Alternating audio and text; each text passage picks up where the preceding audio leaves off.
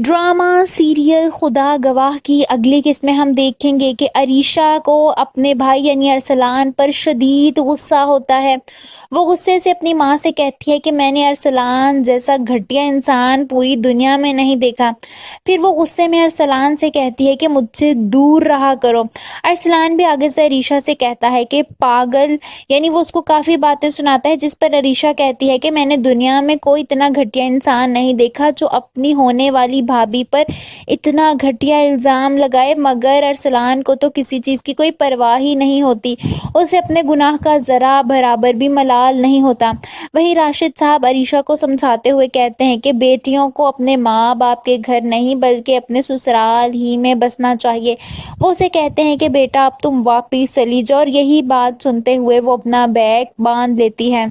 दूसरी तरफ आलिया बेगम जायशा के लिए बहुत ज़्यादा परेशान होती हैं।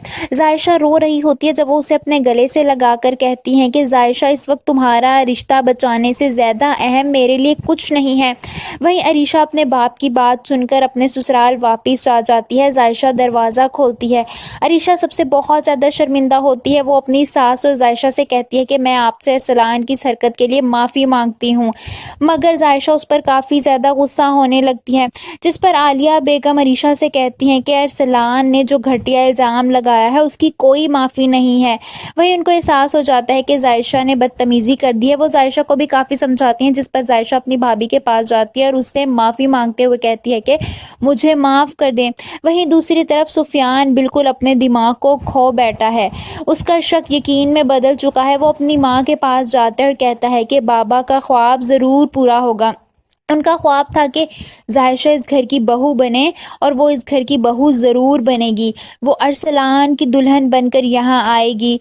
इस बात पर तो उसकी वालिदा हैरान ही रह जाती हैं। उनको तो वहमो गुमान में भी नहीं होता कि सुफियान उनसे इतनी बड़ी बात कर लेगा। आप सबको क्या लगता है कि अब वाकई जायशा और अरसलान की शादी हो जाएगी? कमेंट्स में अपनी राय का इजहार ज़रूर कीजिए।